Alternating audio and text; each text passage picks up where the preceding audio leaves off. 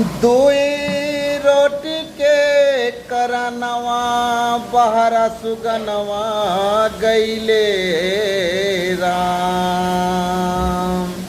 दुई रोटी के करनवा सुगनवा बहरा गईले राम।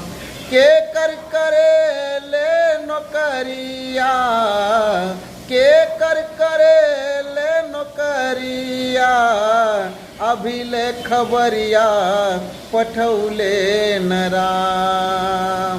के कर करे ले नौकरिया, अभी ले खबरिया पठौले न राम। दुई रोटी के करनवा, दुई रोटी के करनवा बहरा सुगनवा गईले राम। जय हिंद।